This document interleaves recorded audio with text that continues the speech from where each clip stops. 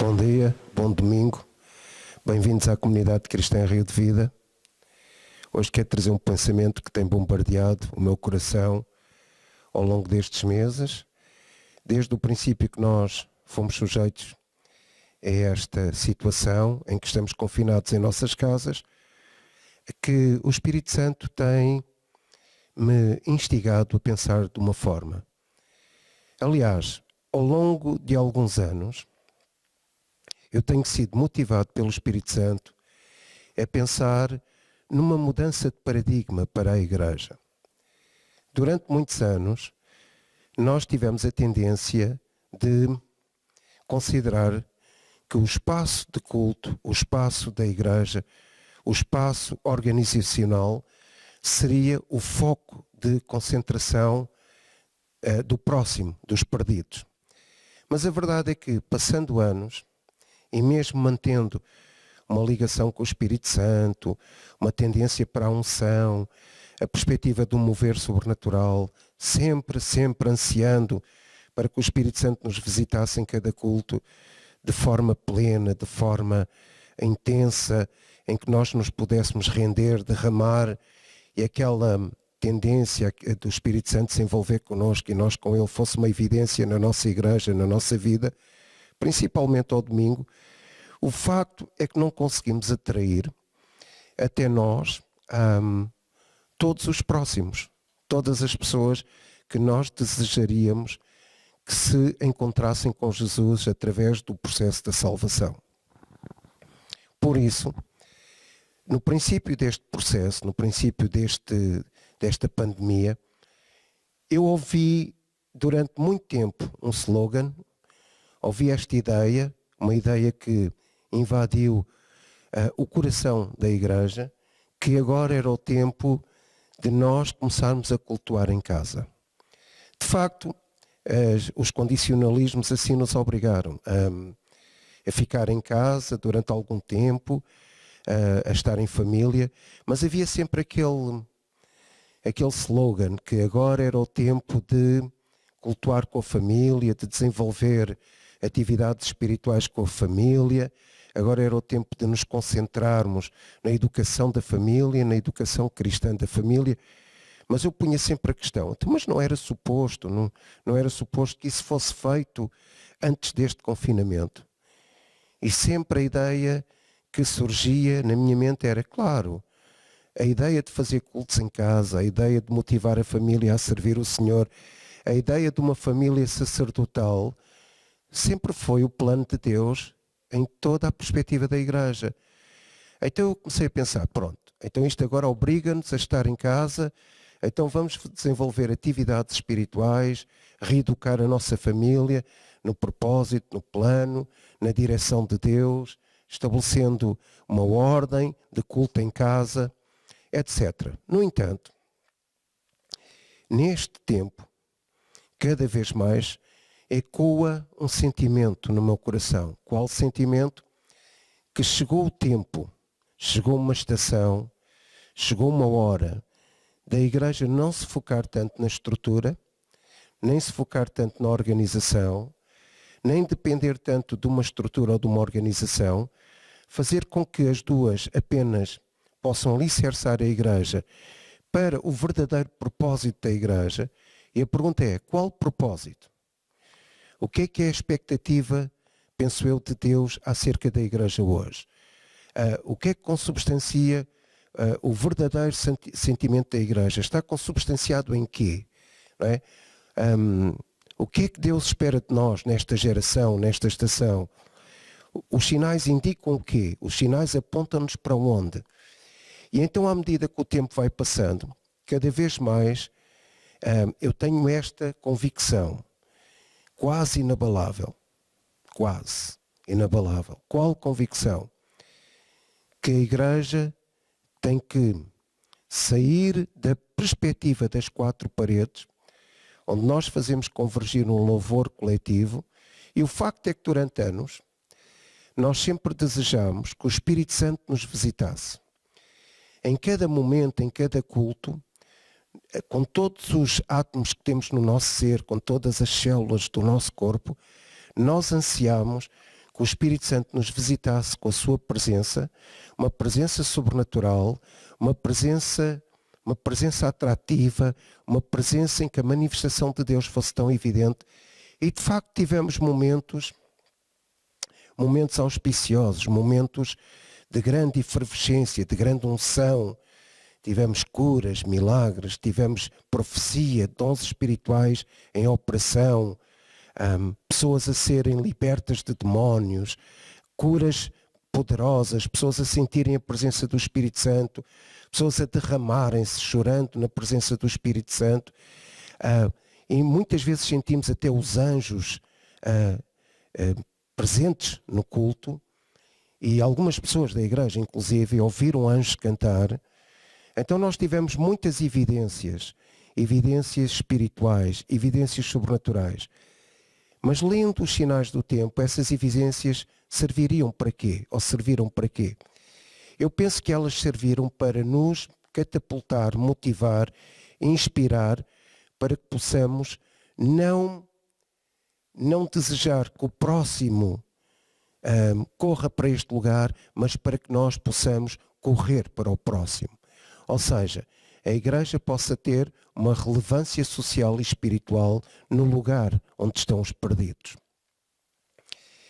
E cada vez mais eu sou levado a pensar que este é o plano de Deus para esta geração. Claro que nós precisamos de fazer convergir o nosso louvor coletivo, claro que nós precisamos daquele 7º dia para louvar a Deus coletivamente, de uma forma intencional, intensa, inspirada. Claro que nós precisamos de pôr os dons do Espírito Santo em operação durante as reuniões da igreja. Claro que tudo isso é positivo e claro que Deus vai acrescentar muito mais e claro que nós precisamos estar juntos fundamentalmente para nos espicaçarmos uns aos outros à fé e para também demonstrar o amor entre nós, aquele amor que nos une, aquele amor ágape, aquele amor sofredor, aquele amor poderoso. Contudo, acho que chegou o momento da igreja poder refletir Jesus fora do seu espaço. E então eu hoje quero, mais do que pregar, quero contar uma história. Contar uma história acerca de um personagem importantíssimo no Novo Testamento, contar uma história acerca da igreja do Novo Testamento, contar uma história que todos nós conhecemos, mas que prover a Deus que essa história nos possa inspirar, influenciar, nos motivar a alcançar os perdidos.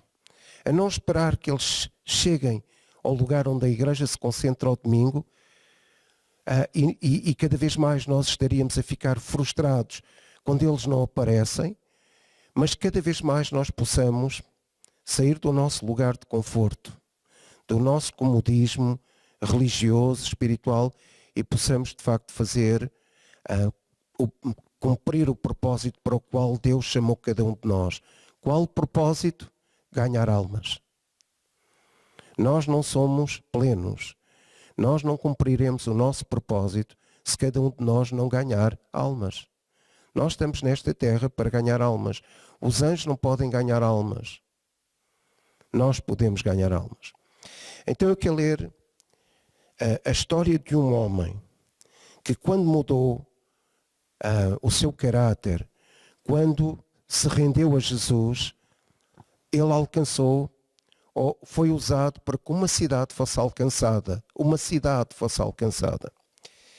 Eu vou ler Atos 9. Atos 9 fala acerca da conversão do apóstolo Paulo.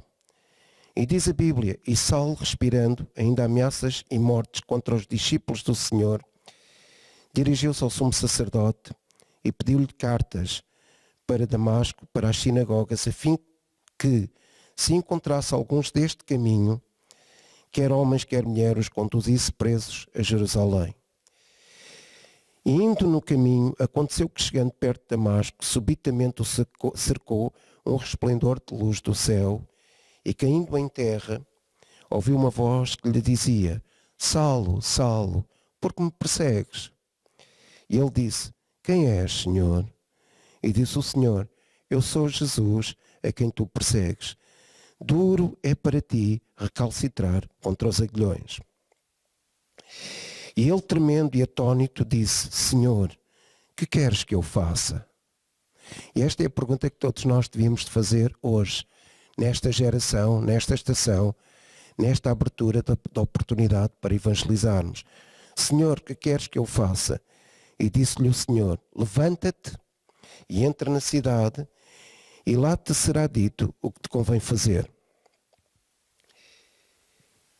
E agora escute. Versículo 9. Esteve 3 dias sem ver e não comeu nem bebeu. Então eu quero falar aqui acerca das características do apóstolo Paulo. Todos nós conhecemos a sua personalidade, todos nós conhecemos esta figura histórica, emblemática do Novo Testamento, todos nós conhecemos a preponderância que Paulo teve no enviar, espalhar, divulgar o Evangelho. Então nós temos aqui um primeiro ponto que caracteriza Paulo antes da sua conversão. Paulo era um homem zeloso, um trabalhador zeloso. Ele era diligente no seu trabalho, era coerente com a sua natureza, coerente com a sua personalidade e fundamentalmente coerente com a sua educação, com a sua base educacional. Era um homem ativo. Ele desejava aplicar todos os conhecimentos que a sua educação lhe tinha proposto. Era um homem ciente da sua educação, um homem que amava a sua cultura, um homem que divulgava a sua cultura, um homem que, pela sua personalidade, queria cumprir diligentemente a sua tarefa, a sua função. O facto é que aqui em Atos 9 nós verificamos que Deus o surpreendeu. Deus mudou o curso da sua vida e Deus chamou para algo diferente. Provavelmente alguns de nós, sem querer, temos a tendência de ser diligentes no nosso trabalho, zelosos na nossa condição, guardadores da nossa educação. Mas, no entanto, Deus quer surpreender-nos. Deus quer surpreender-nos nesta estação em que o Espírito Santo irá, de facto, revelar-nos o propósito de Deus para a nossa vida. Então Deus chamou Paulo para algo diferente. Eu estou aqui a falar com os irmãos e eu estou disposto, rendido, completamente rendido para que Deus me chame para algo diferente daquilo que eu tenho produzido, algo diferente daquilo que eu tenho pensado, algo diferente do meu paradigma. Qual paradigma? O paradigma de fazer cultos, o paradigma de ver uma igreja social, o paradigma de apenas ter uma igreja organizacional e metódica, o paradigma que me concentra domingo após domingo, que é bom, é agradável, mas que não é tudo, é curto. Não preenche na minha vida todo o propósito de Deus. Então nós verificamos aqui que Paulo era um homem seguro, mas em Atos 9, aquele homem seguro ficou sem segurança. E nós muitas vezes, no processo de vida, no método de vida, na estrutura de vida, nós criamos algo, assentamos a nossa segurança. Nós deparamos-nos com uma vida organizada e nós achamos que esta vida é a nossa segurança. A nossa segurança, a nossa estrutura, que nós achamos que nunca nos vai deixar cair, mas pode ocorrer como aconteceu com o apóstolo Paulo. O quê? A sua segurança, a sua estrutura de vida, a sua educação, naquele momento de Atos 9, deixou cair. Ele ia tão seguro no seu cavalo, mas Deus teve um encontro com Paulo. Jesus quis ter um encontro com Paulo e a sua segurança não permitiu que ele se mantivesse de pé. Ele caiu dessa segurança, ele caiu desse paradigma, ele caiu desse estilo de vida seguro, ele caiu da sua estrutura. Então, há aqui um pressuposto interessante. O nosso estilo de vida, que nós achamos que é seguro, muitas vezes causa uma crise em nós. O nosso estilo de vida, que nós achamos que é seguro, em alguns casos, ele faz com que nós tenhamos uma queda. Paulo tinha um paradigma antigo, aquele paradigma que foi consubstanciado na sua educação, na sua cultura. No entanto, esse paradigma antigo tirou-lhe a certeza de tudo. E ele já não mais podia ficar seguro no seu estilo de vida. E ele só tinha uma direção. Qual direção? Ouvir a voz de Deus. E nós, neste tempo, só temos uma direção. Qual direção? Ouvir a voz de Deus. É interessante verificar que sempre o que Deus quis para os seus filhos foi que os seus filhos pudessem atentar, escutar, perceber, descodificar a sua voz que revela a sua vontade. Então nós precisamos entender isso. Paulo deixou cair a sua segurança. Paulo só teve uma direção depois de entrar nesta crise de Atos 9. Qual direção? Ouvir a voz da vontade de Deus. Qual é a direção que nós temos? Quer coletivamente como igreja, quer individualmente. Qual a direção que nós temos que apanhar? A direção da voz de Deus. Então nós vemos aqui um cenário de Atos 9. Um cenário de uma metamorfose. Um cenário de uma transformação. Uma viagem de 240 quilómetros. Uma viagem até Damasco. 240 quilómetros. Causou uma crise em Paulo. Uma viagem de 240 quilómetros causou uma queda do estilo de vida em Paulo. Uma viagem de 240 quilómetros, uma viagem de 7 dias, mudou o estilo de vida de Paulo. Um homem zeloso, diligente, trabalhador, dedicado à sua função, à sua tarefa, ao seu trabalho, à sua cultura, à sua educação. 7 dias de viagem, ele pôde, naquele momento, ouvir e ver Jesus. Então eu espero que neste tempo em que nós temos passado por convulsões, por circunstâncias adversas, por vicissitudes, em que temos lutado pela nossa vida e pela vida dos outros, que nós possamos ouvir a voz de Deus. E 7 dias nós possamos ver e ouvir Jesus falar connosco através da sua palavra e da pessoa do Espírito Santo.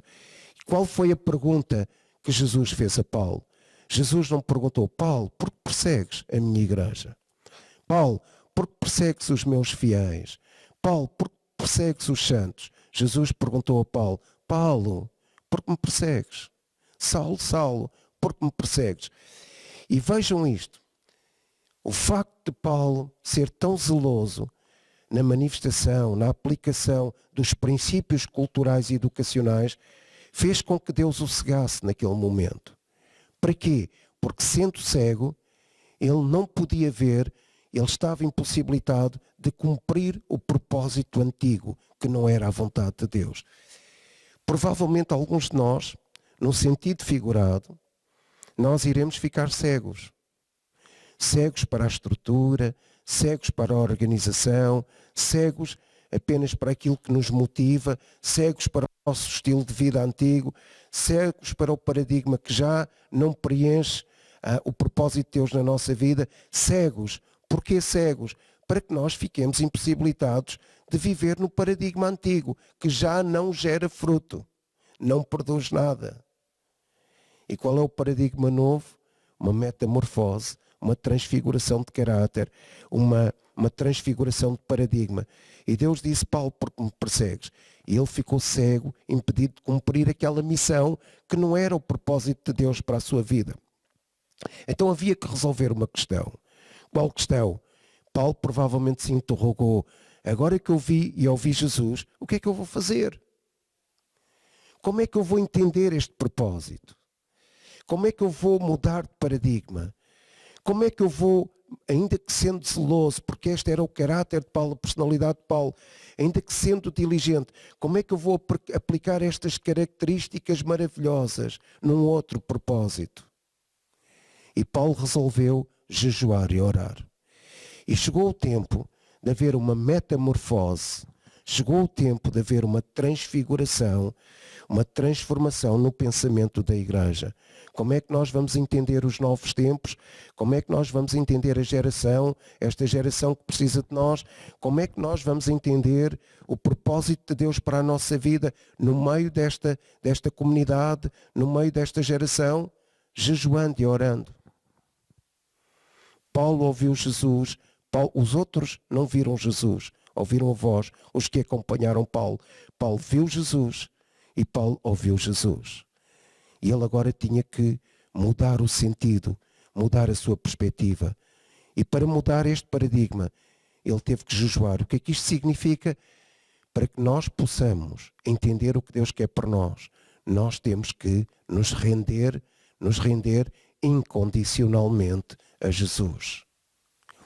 Para que nós entendamos o que esta sociedade precisa em relação a nós, para que nós entendamos que valor nós temos para esta sociedade, para que nós entendamos que tipo de paradigma nós temos que desenvolver, cultivar, nutrir para abençoar esta sociedade, nós temos que, acima de tudo, em primeira instância, orar e jejuar.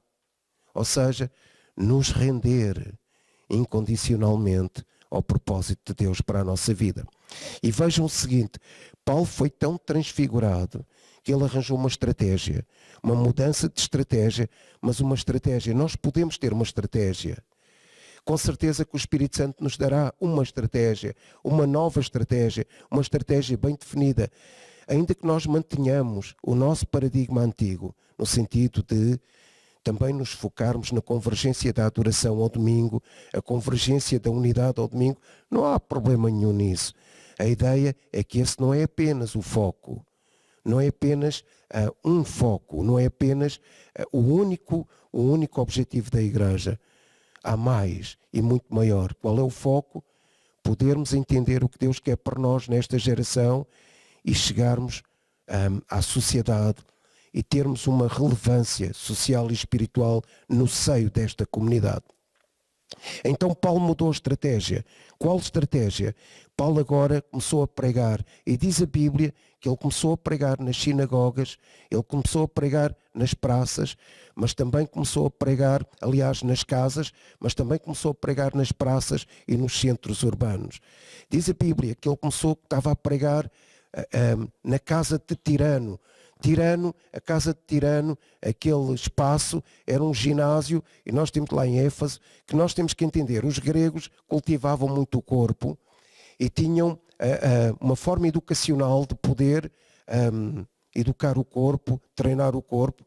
E então a casa de Tirano, o espaço de Tirano, diz lá em Efésios, Atos 19, a casa de Tirano era um espaço, uma academia, que não só ensinava a treinar o corpo, mas uma academia também filosófica, uma academia de letras, uma academia de pensamento, em que eles eram inspirados a pensar. E Paulo foi lá. Paulo foi a essa casa, a esse espaço, a esse ginásio, a essa academia, e começou a pregar. Então Paulo não só pregava na sinagoga, no culto ao domingo, não só pregava em casa, nas casas, nos grupos familiares, mas Paulo começou a intervir, começou a agir, começou a levar a influência de Deus à rua, às praças, aos centros urbanos. Então nós notamos que os centros urbanos eram polos irradiadores de uma mensagem, da mensagem de Jesus. E para cumprir a missão, Paulo teve que entender uma coisa: separar o passado do presente. E nós temos de ter coragem de fazer isso. O passado é bom, mas nós temos que viver o presente. O passado alicerçou-nos, mas nós temos que nos motivar a viver o nosso propósito no presente. O passado deu-nos alguma cobertura, alguma sustentabilidade educacional e espiritual, mas agora tudo o que nós aprendemos no passado tem que ser aplicado na vida, na experiência, no contacto com pessoas neste presente. Então Paulo soube muito bem cumprir a sua missão, porque também soube muito bem entender o passado, mas também soube muito bem, acima de tudo, entender o seu presente. E agora o seu presente era ter uma função de libertar pessoas, de curar pessoas, de curar o coração de pessoas, de expulsar demónios, de cuidar de corações, de atingir pessoas, de ter relevância, influência espiritual e social, influência de amor entre a comunidade. Então esta foi a perspectiva de Paulo, um homem zeloso, um homem diligente, mas um homem responsável para viver o seu presente. Ainda que o passado lhe tenha dado alguma sustentabilidade, algum know-how, alguma capacidade organizativa, alguma capacidade de pensamento organizado, reflexão organizada. No entanto, no seu presente, ele arranjou uma estratégia. Qual estratégia? Influenciar a comunidade, entrar nos espaços da comunidade, ter uma preponderância, uma ação na comunidade, De que forma? Pregando nas praças, nos ginásios, nas academias e nos centros urbanos, de forma a alcançar pessoas. É interessante verificar isso. Paulo curou enfermos através do nome de Jesus. Expulsou demónios, cuidou de corações, amou pessoas, influenciou pessoas, alcançou perdidos. Qual é a estratégia para Deus? De Deus para nós hoje? É importante jejuar e orar, ouvir a voz de Deus. Deus sempre quis que os seus filhos ouvissem a sua voz. O anseio do coração de Deus é que os seus filhos ouçam a sua voz. Desde o princípio da humanidade, que Deus sempre desejou que aqueles que o querem conhecer ouçam a sua voz. E a diferença entre os filhos e os não filhos: os filhos são aqueles que ouvem, entendem a sua voz e exercem a sua vontade. A vontade de Deus na terra. Então, eu quero que o irmão entenda isto. Nós hoje, depois deste panorama catastrófico que nós vivemos durante estes meses, há tantas pessoas desoladas, escavacadas, angustiadas, maltratadas, sem emprego, sem comida, desesperadas. Só para lhe contar uma história. Num sábado de manhã fui andar de bicicleta e quando cheguei vi alguns 4 carros de polícia na minha rua. Logo não liguei à coisa. Quando voltei à rua, depois de estar um tempo em casa, um dos meus vizinhos disse-me: sabe, o vizinho do 6º andar atirou-se cá para baixo. O que é que nós fizemos por ele? Vive naquela rua há tanto tempo. Quantas vezes é que ele me ouviu falar da esperança em Jesus Cristo? E isto levou-me a pensar. Cada vez mais a pensar que o nosso modelo pode estar esgotado. Nós precisamos de um modelo novo. Qual modelo? Entrar nos centros urbanos, nos ginásios, nas praças, numa missão, numa estratégia bem definida para alcançar os perdidos. Eu quero lhe contar outra história acerca deste homem Paulo. E como eu lhe disse, hoje eu não estou a pregar, eu estou a contar histórias. Eu quero contar uma história, outra história. Ou seja, a continuação desta história, que começou em Atos 9, ela depois tem um efeito, o clímax, um efeito auspicioso em Atos 19. E diz a palavra de Deus, eu vou começar Atos 19,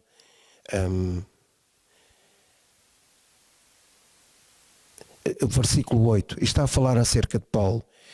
Entrando na sinagoga, falou ousadamente por espaço de 3 meses, disputando e persuadindo-os acerca do reino de Deus. Então Paulo também pregava na sinagoga, na igreja ao domingo. Mas como alguns deles se endurecessem e não obedecessem, falando mal do caminho perante a multidão, retirou-se deles e separou os discípulos, disputando todos os dias na escola de um certo tirano, o tal ginásio, a tal academia, a tal escola de pensamento. E durou isto por espaço de 2 anos, de tal maneira que todos os que habitavam na Ásia ouviram a palavra do Senhor Jesus, assim judeus como gregos. Veja aqui, de tal maneira que todos os que habitavam na Ásia ouviram a palavra de Jesus. A nova estratégia de Paulo: falar nas praças, falar na rua, falar nos centros urbanos. E Deus, pelas mãos de Paulo, fazia maravilhas extraordinárias, de sorte que até os lenços e aventais se levavam do seu corpo aos enfermos, e as enfermidades fugiam deles, e os espíritos malignos saíam.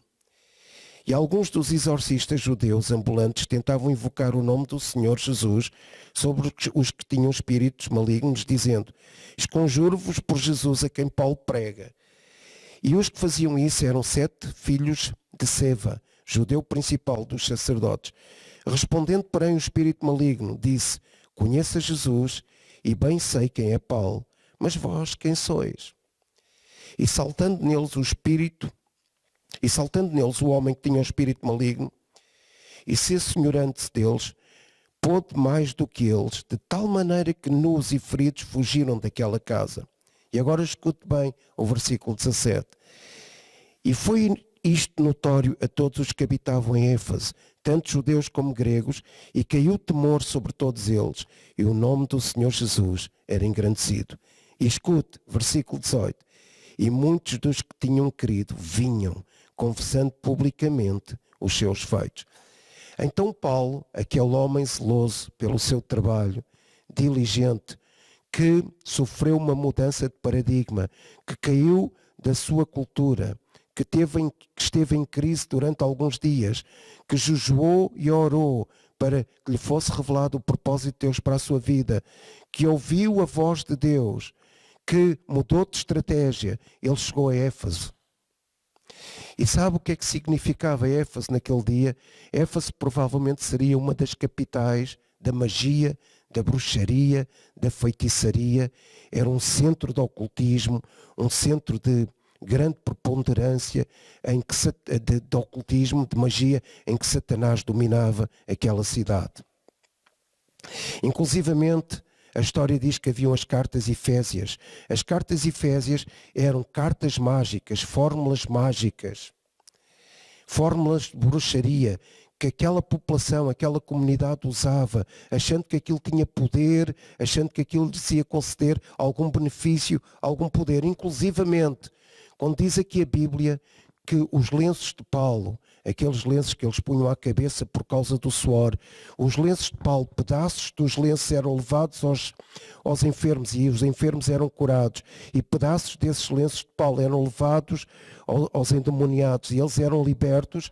Isto também tem uma relação com a cultura de Éfeso. Porquê? Por causa da bruxaria, da feitiçaria. Havia um templo de Artemis e nesse templo aqueles cidadãos que acreditavam nas artes mágicas, eles tiravam pedaços do templo para levar para casa, achando que aquilo os ia beneficiar, trazer algum proveito. Daí eles pensarem que os lenços de Paulo os podiam curar, e aconteceu. Mas era uma prática, foi só uma transferência de um pensamento para o outro. E repare nisso, Paulo chegou a Éfeso, né? E Paulo chegou um novo homem a Éfeso. Chegou Paulo, que os pedaços da sua roupa curavam os doentes e expulsavam os demónios. Um homem que teve uma transformação em Atos 9, teve uma metamorfose em Atos 9, teve uma mudança de paradigma em Atos 9, uma mudança educacional, uma mudança como ele via Deus e a igreja, e ele chegou a Atos 19, chegou a Éfeso, uma cidade de ocultismo, uma cidade de bruxaria, e ele falava do nome de Jesus abertamente. Nos centros urbanos, na academia de Tirano, no ginásio de Tirano, nas praças em Éfeso, Paulo, durante aquele tempo, ele falava publicamente e cheio de coragem, falava do poder do nome de Jesus. E o que é que aconteceu? Os filhos de Seva era um sacerdote, mas não um sacerdote judeu, ainda que fosse judeu, porque naquela época não havia nenhum templo, não havia nenhuma sinagoga judaica, lá em Éfeso. Então Paulo falava o nome de Jesus, e os filhos de Seva, aquele judeu, eles pensavam que aplicando o nome de Jesus às artes mágicas que eles praticavam, que iam ter uma redimensão do poder. Eles iriam ter um incremento de poder se utilizassem o nome de Jesus às cartas mágicas, às fórmulas mágicas, aos atos de magia, de feitiçaria, de bruxaria. Então, introduzindo o nome de Jesus no ocultismo, os filhos de Seva pensavam, agora vamos ter mais poder. O facto é que chegou um novo homem à cidade. Um homem que foi transformado em Atos 9. Um homem que foi transfigurado, que mudou de paradigma, que se rendeu a Jesus e começou a pregar nas cidades, alcançando os perdidos. E este homem falava publicamente, Jesus, Jesus, Jesus é o nome engrandecido, é o maior nome, é o nome todo-poderoso. E o que é que aconteceu? Aconteceu que havia um homem possesso, que tinha um espírito imundo, um espírito raivoso.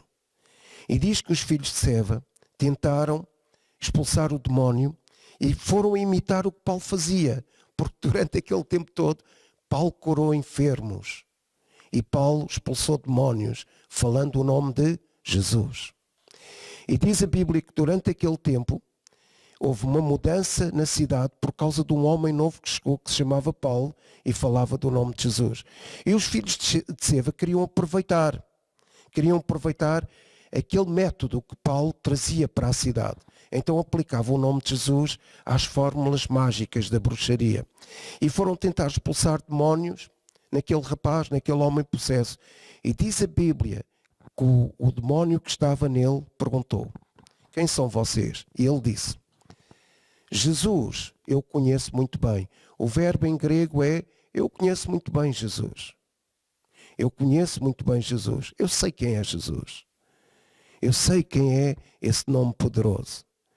Paulo, agora o verbo é diferente, o verbo conhecer é diferente do que foi aplicado a conhecer Jesus. E ele diz: Paulo nós conhecemos. E significa: Paulo nós temos examinado. Durante este tempo nós temos observado Paulo. Durante este tempo nós temos ouvido Paulo. Durante este tempo nós temos tentado inspecionar Paulo. Durante este tempo nós temos tido uma reflexão explicativa acerca de Paulo. Durante este tempo nós estamos na observância de Paulo. Nós conhecemos Paulo também. Mas vocês quem são? E diz a Bíblia, escute bem, e diz a Bíblia que aquele demónio saltou, pulou. E quando a Bíblia diz isso, o termo é que o demónio saltou como uma fera salta. Uma fera saltou sobre aqueles filhos de Seva e eles foram espancados, foram feridos, ficaram nus, e a palavra feridos é: eles ficaram tremendamente traumatizados com a ação do demónio. Mas sabe o que é que diz a Bíblia?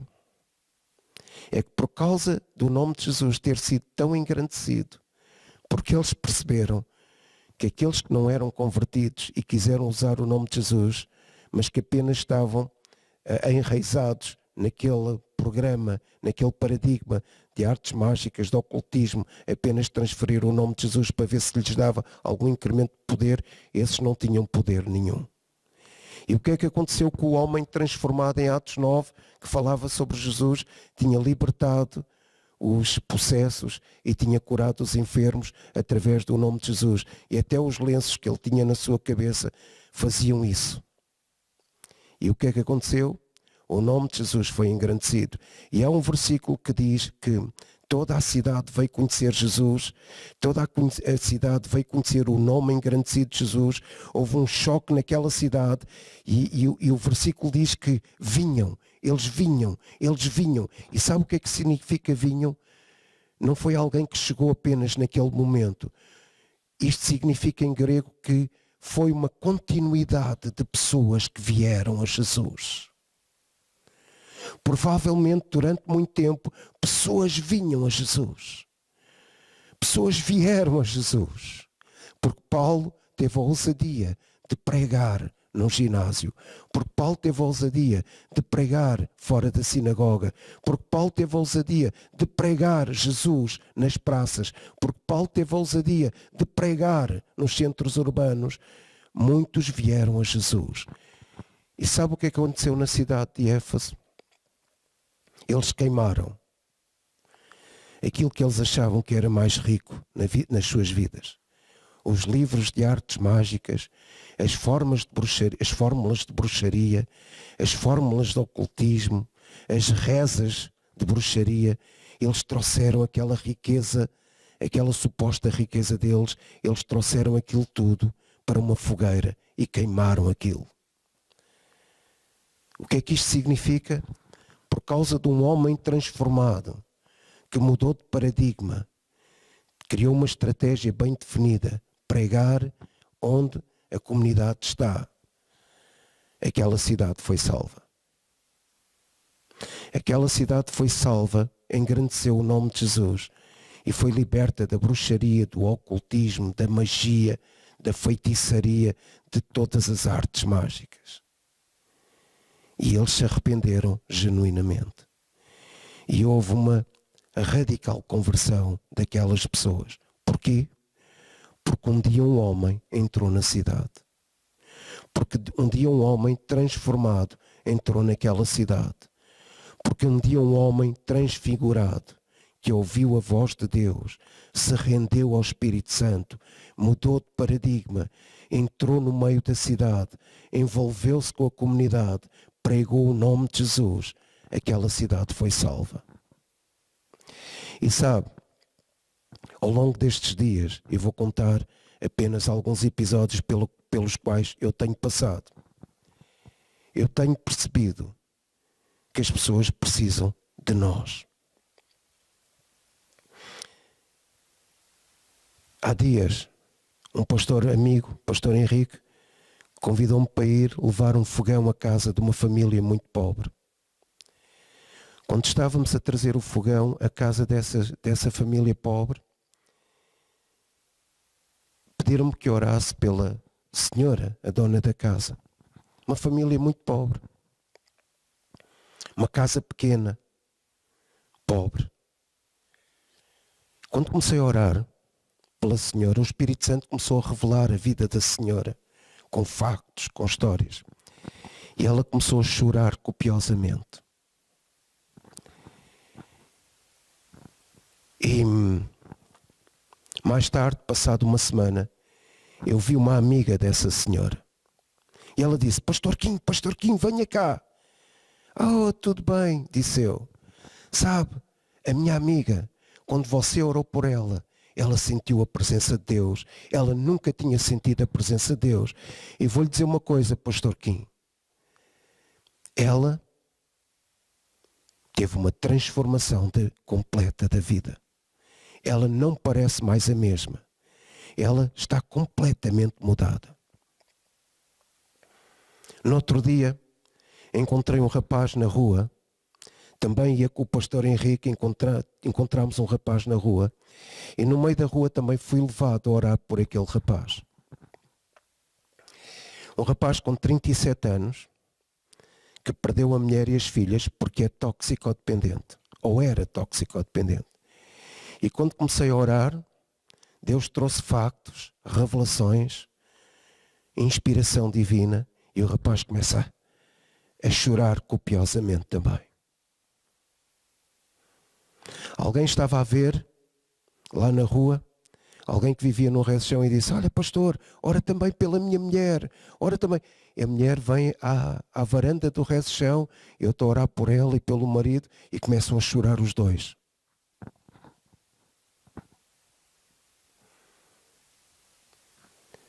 Há pouco tempo, estava na rua, a falar com um membro aqui da igreja, com o Bruno, e chega uma moça e diz: vocês podem me dar uma moeda? Eu não tinha dinheiro na altura e o Bruno disse: eu posso. E ela diz para nós: Deus vos abençoe. Eu digo: Deus te abençoe. E a moça vai-se embora e disse: Bruno, porquê é que nós não pegamos na moça e oramos por ela? Porquê? Estávamos na Praça do Barreiro, na principal Praça do Barreiro. Também há pouco tempo estive num bairro aqui da cidade e vem um rapaz ter comigo e diz: Pastor Kim, ele tinha máscara. Pastor Kim, eu não estava a conhecer logo. Olha, estás cá, então como é que estás? Estou farto disto. Saí de casa agora para arejar a cabeça. Os meus pais estão a discutir. Qualquer dia vou-me embora, desapareço. Eu disse: não desapareças, não vai resolver nada. Não vai resolver nada. E ele disse-me: sabe, o meu pai vai à igreja há anos, mas está sempre a dizer palavrões à minha mãe, a ofender a minha mãe. Eu disse: olha, tens que ir à igreja. Temos que orar por ti. As pessoas estão carenciadas de Deus. No outro dia estava a falar com uma moça aqui da igreja e sentámos-nos no jardim e um rapaz fica parado dentro de nós. Olá, bom dia, disse ele para nós. Bom dia. Então, como é que estás? Vim dar uma volta no jardim. Então, como é que te chamas? Ele disse o nome. Então, estás bem? Não, eu não tenho amigos. Eu não tenho amigos. Eu não tenho amigos. Eu não tenho amigos. Eu não tenho amigos. Então o que é que tu fazes? Eu faço isto e isto, mas eu não tenho amigos. Então estás a trabalhar? Não, tenho 28 anos. Então o que é que gostas de fazer? Não sei. Então, mas nós podemos ser teus amigos. E o rapaz ficou a falar connosco ali 20 minutos, meia hora. Nós ficámos com o número de telefone dele. Um rapaz que não tem amigos, tem 28 anos, não sabe fazer nada. Tem um problema mental. E ele disse, olha, qualquer dia os meus pais morrem. E eles já me disseram, olha, fulano de tal, nós não duramos sempre. Então hoje a sociedade está assim, não é? Hoje a sociedade está assim, para não falar das pessoas que necessitam de alimentos. E a pergunta que eu faço, qual é a intervenção que nós temos tido ao longo da nossa vida? Então eu penso que chegou a hora de nós mudarmos o nosso paradigma. As pessoas precisam de nós. E contei-vos apenas algumas histórias. Porque se contasse todas as histórias que ocorrem durante o dia, ficava aqui uma noite inteira. As pessoas precisam da intervenção daqueles que amam Jesus. O amor tem que ser divulgado. O amor tem que ser transpirado. Nós precisamos de ter a mesma revelação que Paulo teve. Nós temos que entrar em todos os ginásios e academias de tirano nesta cidade para poder falar Jesus. E a cidade precisa de um choque, uma convulsão educacional e espiritual para que as pessoas queimem aquilo que não presta e haja um verdadeiro arrependimento. Paulo entrou em Éfeso, o homem que falava de Jesus, o homem com os aventais da sua cabeça, os pedaços dos aventais curavam os enfermos e expulsavam os demónios. O homem que naquele momento teve um fluir sobrenatural do Espírito Santo. O homem que se deixou transfigurar. O homem que se deixou transformar. O homem que chegou àquela cidade. Então eu penso que este será o plano de Deus para a nossa vida. Invadir a cidade para que o nome de Jesus seja engrandecido, não só entre as nossas quatro paredes ao domingo, mas para que o nome de Jesus seja engrandecido no meio das praças, no meio dos ginásios, dentro das casas, em qualquer lugar, nos centros urbanos. Pense nisto. Às vezes eu penso, sou crente há alguns anos. Quantas pessoas levei a Jesus? Quantas? Quantas eu salvei para Jesus? Que transformação eu ajudei a operar na cidade onde eu vivo? As pessoas, elas são atraídas a nós. Porquê? Porque mais ninguém conhece o amor de Deus. Mais ninguém conhece o amor de Deus, a não sermos nós. E eles precisam do amor incondicional de Deus. É tempo de jejuar e orar, de ouvir a voz de Deus e de transfigurarmos o nosso paradigma. Vou terminar. Gostava tanto de ser um homem usado como Paulo. E gostava tanto que a minha vida fosse usada até ao extremo para poder salvar esta cidade. Que Deus o abençoe. Tenha um bom domingo, um rico domingo, uma boa semana e que possa ajudar a transfigurar alguém com a sua vida. Amém.